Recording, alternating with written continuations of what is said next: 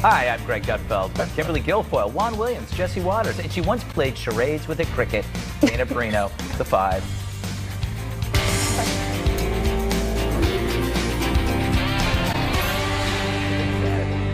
So, Sarah Huckabee Sanders was refused service at a restaurant. You may have heard about it. It was a mean thing to do, but in the new era where mean girls rule, some mean girls think it's a plus. Washington Post Jennifer Rubin wrote a piece on the lost art of shunning, in which she feels for the restaurant owner. But Jennifer, shunning's not a lost art. It was once used to ostracize people for religious reasons. It's extremism.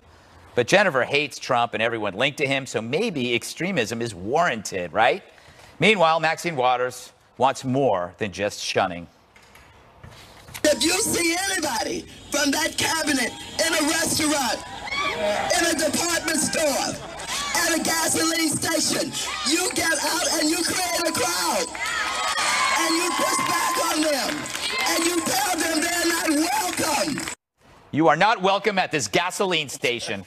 So where will this end? Well, we saw how it started. If you vote for Trump, then you, the voter, you, not Donald Trump, are standing at the border like Nazis going, you here. And I think we now have to flip it. And it's a given the evilness of Donald Trump. But if you vote, you can no longer separate yourself. Oh, what a dope. Why is the guy yelling Nazi often best at imitating one? He just branded millions of people, which opens doors to anything, and shunning is the least of it. Harassment, name-calling, violence, or coming right to your home to terrify your family. Free the kids! Free the kids! Free the kids! Free the kids! Shame! Shame! Shame! Shame! So, what if shunning went both ways? What if cops ignored 911 calls because of politics? Who do you think the police supports more anyway? Nancy Pelosi or Donald Trump? It's an easy guess. But the police would never, ever do that because they know what it means to serve the public. What's as bad as shunning? How about desiring a person's presence only as hired help?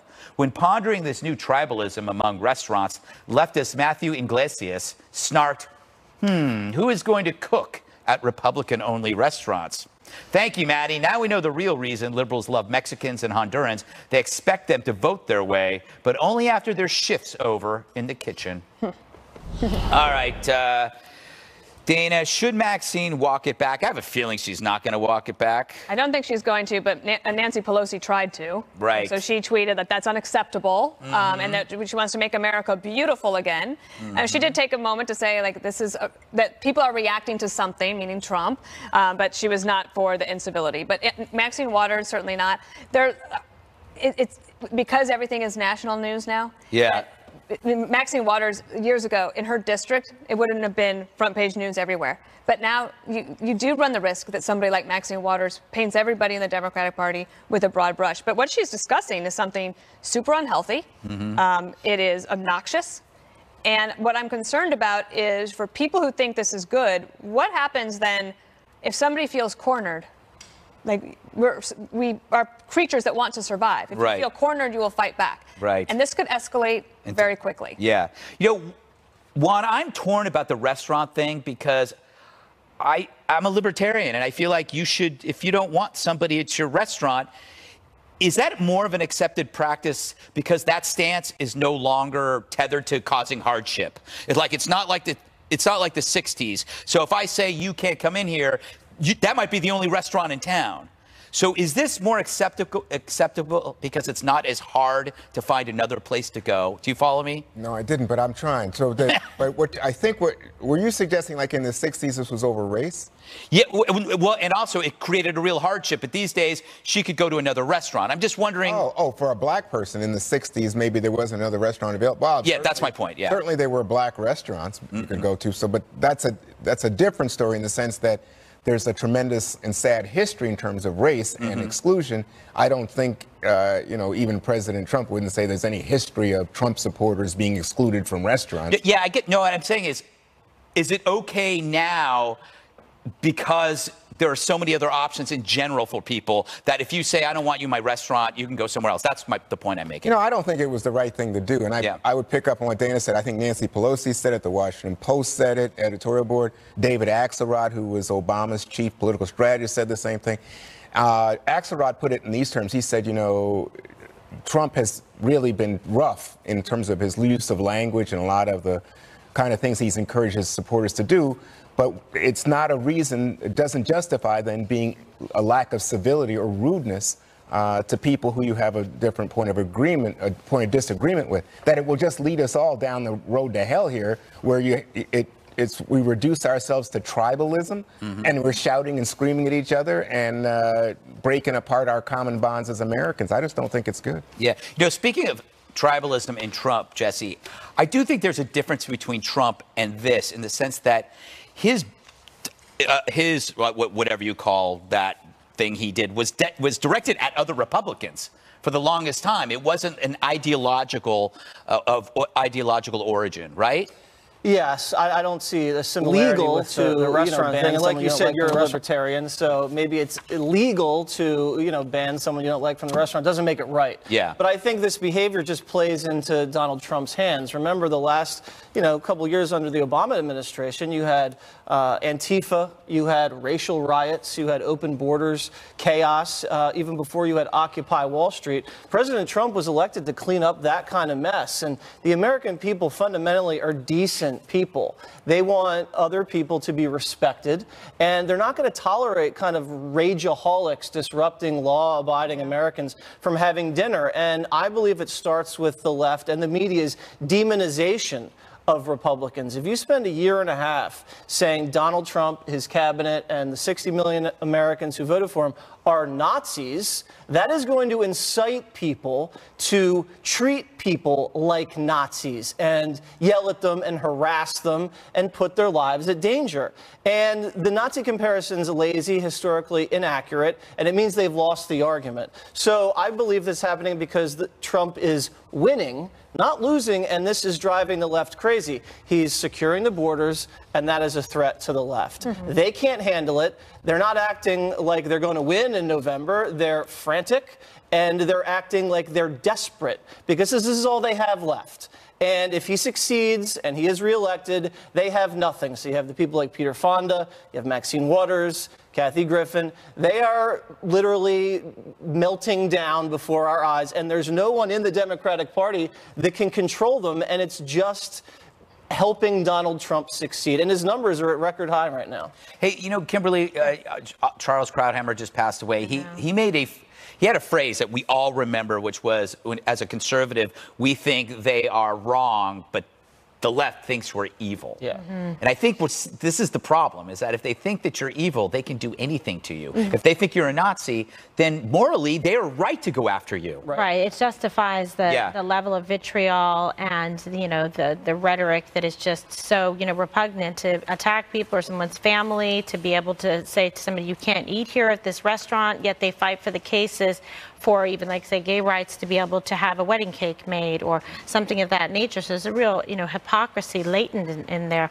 But if they feel justified, like with the Antifa and others that say, well, we're fighting against evil, against something like the devil, then they say they're justified in doing it morally and ethically. So therefore, anything goes. Like somebody like Maxine Waters calling for this, or calling to put, a child in a cage with pedophiles, making personal attacks against families, or increasing sort of the level of rhetoric and hate to say, go after them personally. I mean, can you imagine Sarah Sanders or her family going into a restaurant and you could tell somebody you can't eat there? I mean, this is so far like going back, in time. This isn't moving forward in terms of civility of discourse and disagreeing with somebody versus, hating their guts and saying, I can do anything to you, whether it's rhetoric or whether it's physical violence, to justify my cause because of, who you are and what you stand for. But I don't think, let me just say, I don't think this started before. I think a lot of this is out of Trump's rhetoric and the way that Trump speaks and Trump policies.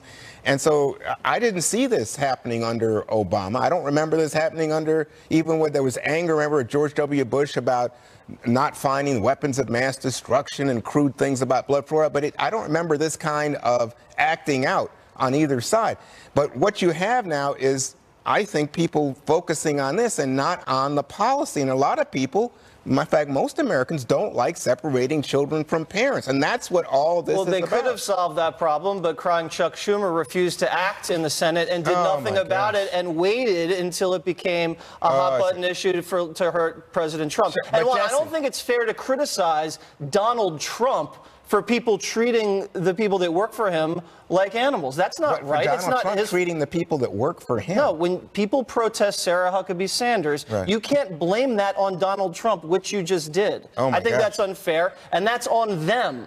That is on them. That is not on Donald Trump. If you go to a Donald Trump rally and Donald Trump is standing up there and saying, "I'll pay legal fees if any of you want to beat up some of these people," I mean, what is going on? We all know now that the people swinging were paid protesters How about from Donald the DNC. Donald Trump saying, "Oh, if Hillary Clinton is elected and points a Supreme Court judge who does anything to your gun rights, well, I guess you Second Amendment people have to take." I mean, come on. But there hasn't been examples of radical, violent, and hateful Trump supporters disrespecting people in public places like restaurants, like is happening on the other side. Oh, what do you call that lady getting run over a year ago in Charlottesville, Jesse? I think that I wouldn't blame Donald Trump for that. I would blame that individual for that. I mean, the problem is how do you blame the restaurant owner? Nobody in the Democratic Party told the restaurant owner what to do. Wait a second. The people on the Democratic Party have been calling Trump a Nazi and like Maxine Waters saying, I encourage you to go call people out to their face and refuse them service. I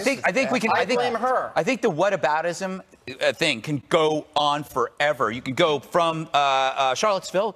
You can go back to Scalise, Kathy Giffords. You can go back to protesters calling Vietnam vets baby killers. You can go as far back as that. It doesn't. I mean, it doesn't help. Coming up, former DHS Secretary Jeh Johnson kills the latest liberal talking point with his new comments about the Obama administration's migrant detainment policy. Plus, our 23andMe results are finally here. What a surprise. I ain't got you, and you're just my kind. I need a little girl to ease my troubled mind. To ease my troubled mind. Maybe we should make it. A stunning admission coming from former Obama DHS Chief Jeh Johnson, telling our very own Chris Wallace on Fox News Sunday that the Obama administration embraced many of the same policies that President Trump is currently being criticized for. We expanded family detention. We had then 34,000 beds for family detention, only 95 of 34,000 equipped to deal with families. So we expanded it. I freely admit it was controversial.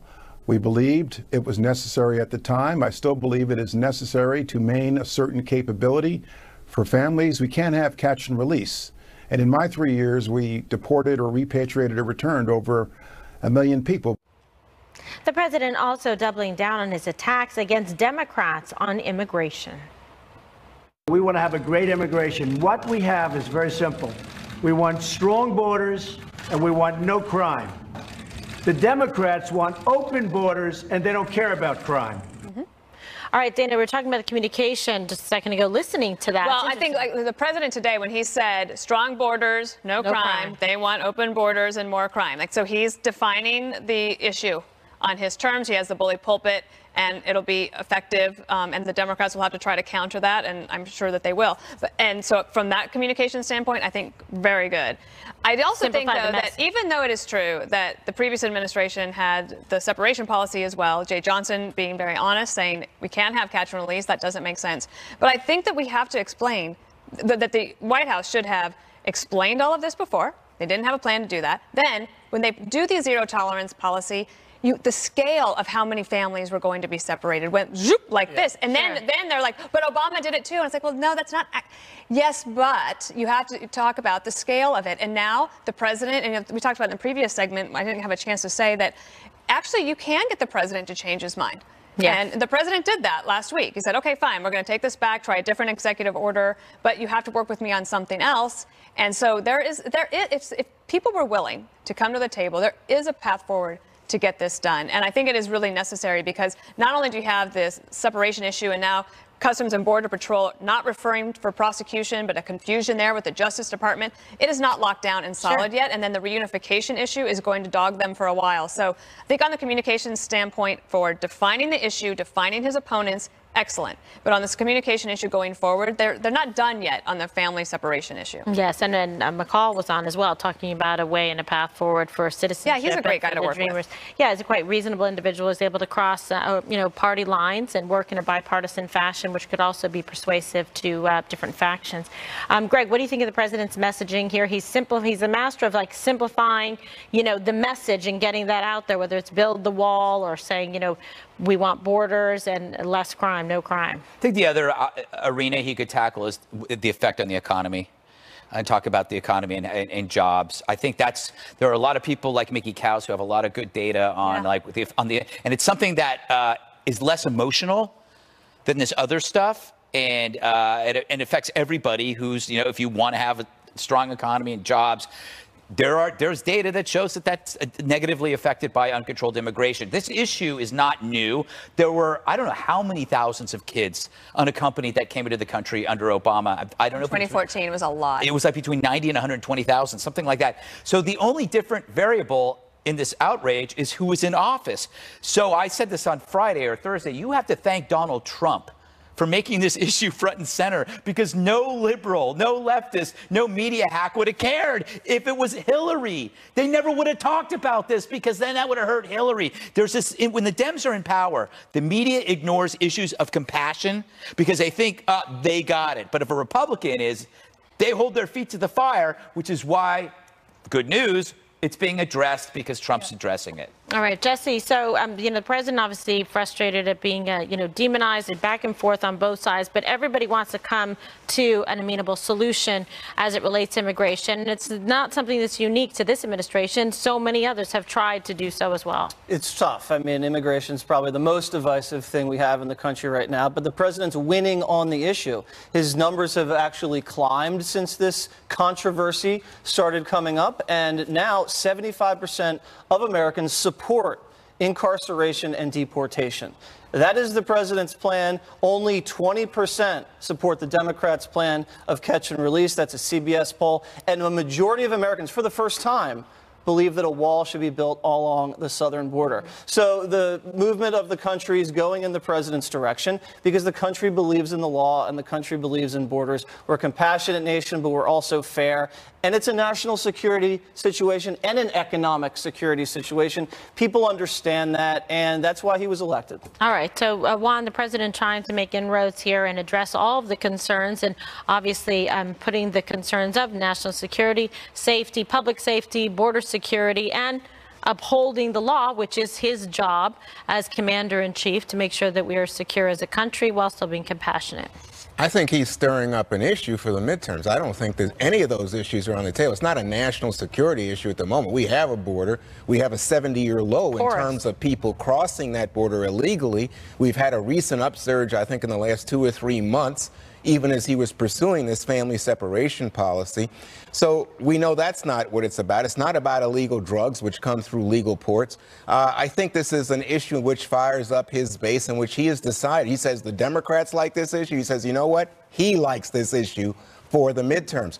I would just point out to you, to me, the craziest thing that happened over the weekend was the president saying, no more, why do we need courts? Why do we need judges for these immigrants? Just throw them out. As if people who are fleeing violence in Guatemala or El Salvador or the gangs that he always talks about have no legitimate reason to say, hey, this is America. Well, we believe in asylum. Go to the port of entry, Juan.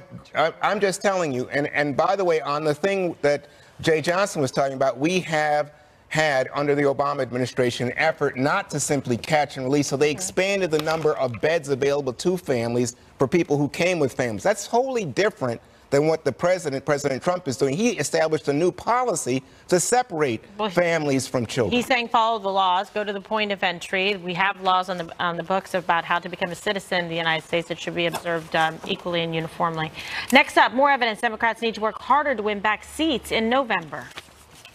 Till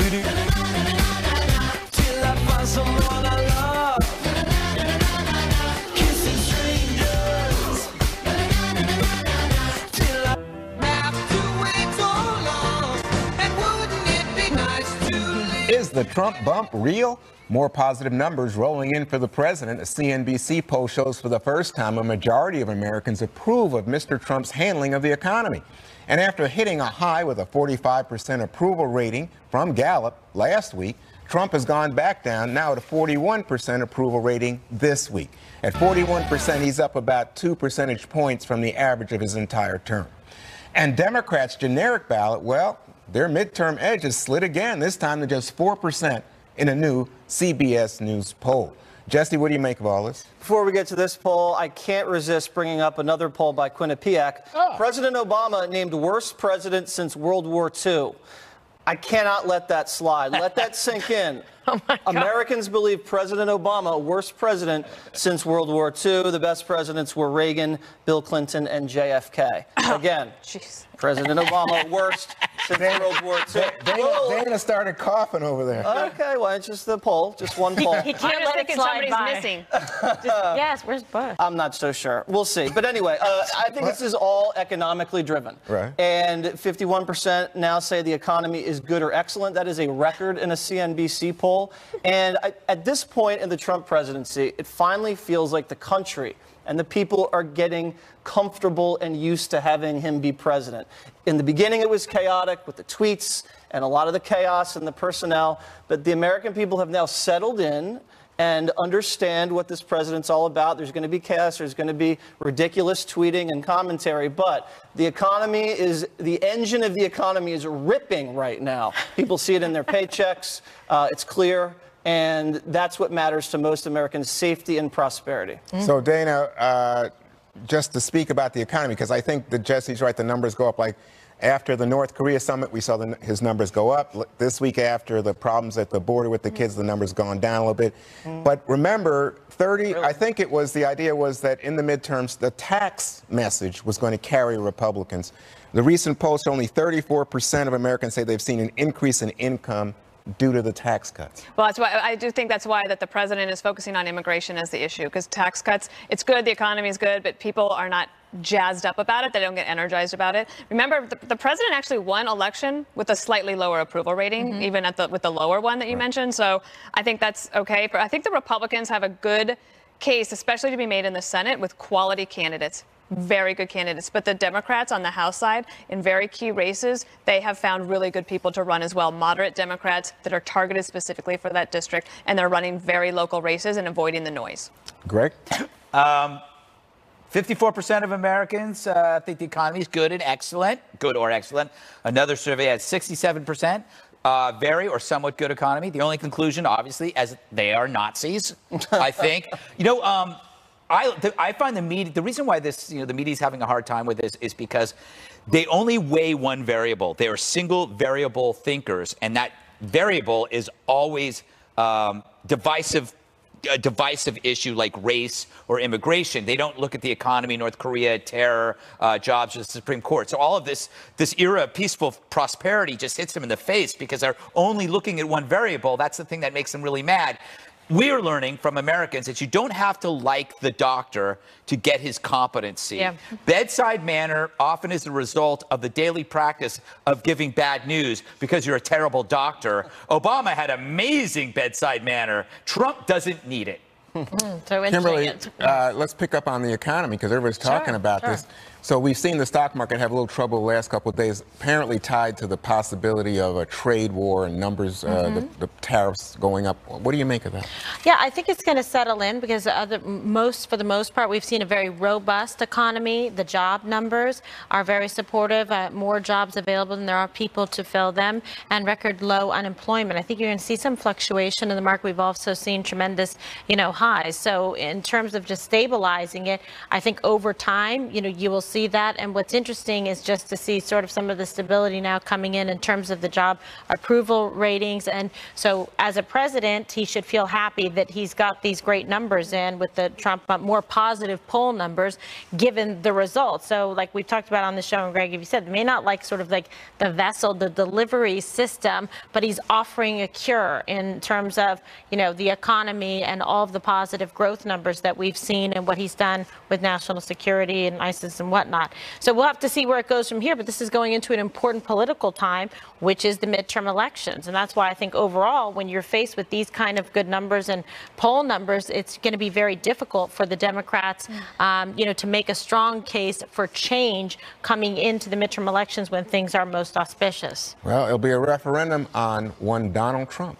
Don't go anywhere. Our 23andMe DNA results, stunning and finally here. But first, the fun of the fastest 7 up next with Jesse.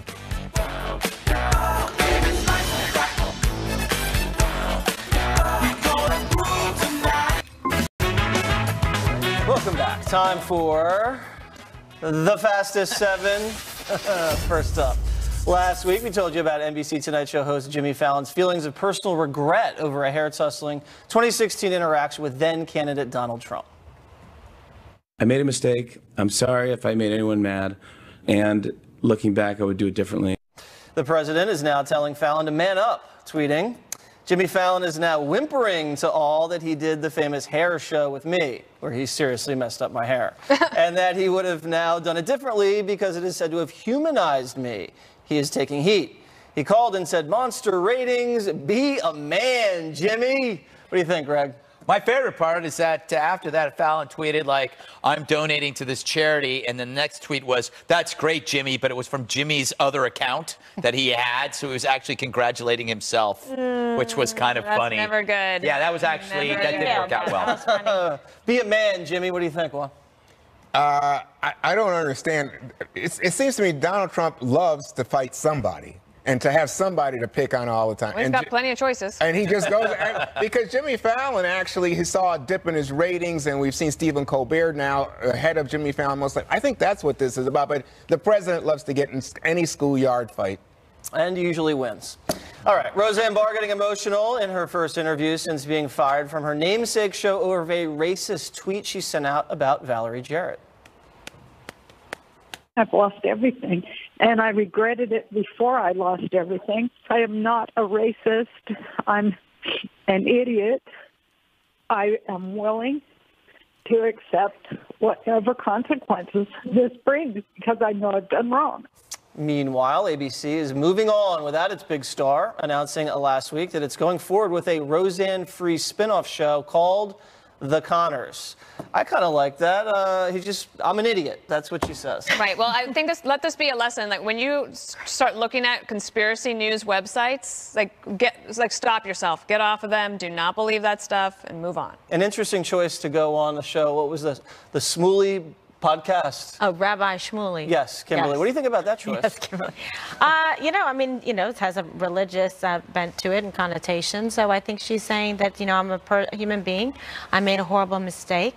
I'm very sorry for it. I'm not a racist. But she's saying, look, it was an awful thing to say. She wasn't thinking. So she called herself an idiot. I mean, it's pretty revealing. And she's throwing herself out there. It's the right thing to do, to apologize and to say that it was wrong. She's not trying to justify it. So we'll see how it plays. At least she knows she has said that. And I think that's important for her to have done. Whether it's accepted or believed or not is for the receiver. What do you think, Juan? You accept her apology? I believe in repentance. I believe in forgiveness. I'm a Christian, so yes. I'll go for it. But let me just tell you, I think when you go around calling people apes and say, "Oh, I'm not a racist," and that by that standard, nobody's a racist. Yeah, that's a tough one to recover from in modern day America. Greg? I forgive everybody. I forgave Joy Reid, Joy Behar. I don't forgive people who advance violence, like Peter Fonda. And I saw a couple of people that were, when they take pleasure in somebody's career being over. Saw that this morning on Fox News. They had some guests on. I can't think, 2 guys, and they were like laughing that her career was over. And I just thought, you know what? She's paid the price. There, but for the grace of God, go you. Yeah. Yep, it happened to you. That's true. The internet has dubbed the San Francisco woman Permit Patty after a video posted to Instagram allegedly shows her calling the cops on a young African-American girl selling water to help earn money to go to Disneyland. This woman don't want to let a little girl sell some water. She calling police on an 8-year-old little girl. You can hide all you want. The whole world gonna see you, boo. Yeah, and illegally selling water without a permit? Yeah. On my property. It's not your property. The woman, later identified as Allison Edel, says she made a mistake, would like to apologize to the little girl, and offers her rationale for calling the police in an interview on The Today Show. I tried to be polite, but I was stern. And I said, please, I'm trying to work. You're screaming, you're yelling. And people have open windows. It's a hot day. Can you please keep it down? Come on, Permit Patty. This combines everything I hate about life. Permits. Right. Permits. Why do we have permits at all? It's stupid. Hall monitors who need to police other people's actions, like her calling this on this poor girl. And then the use of social media to turn a local story into a national one. Communities used to solve these things on their own. Now it's the court of public opinion. Yeah. What a nerd, right, Dana? Him? No. How dare you? I was just thinking, like, this would have been a story before, and she would never have gone on the Today Show and apologized. And I know it's annoying when you're trying to work and people are yelling outside, but, like, does it really need to be a national news story? I think it does. I think they should lead every show. In fact, he just made it one. That's right. And because she knew she was way out of line because she's ducking and hiding from the woman trying to expose her one.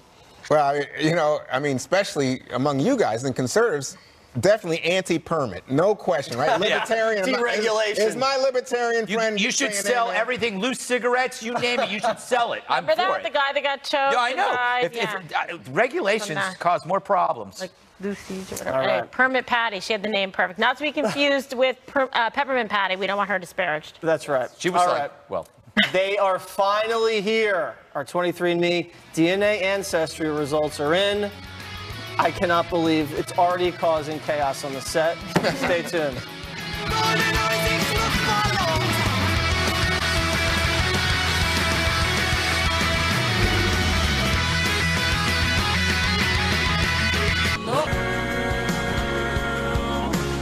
So it's the moment we've been waiting for. Thanks to 23andMe, we finally all know the truth about our heritage. After spitting into some test tubes and sending them to the lab, we have the DNA results. Enough talk, let's get to it. Greg, do you have any surprises? Well, it turns out I've been fingered in a dozen unsolved murders. Right. So I have to go. No, this is... Lock him up. It turns out I'm white. 2%, this is great. I'm a 2% Native American. Ooh. Eat your heart out, Liz Warren.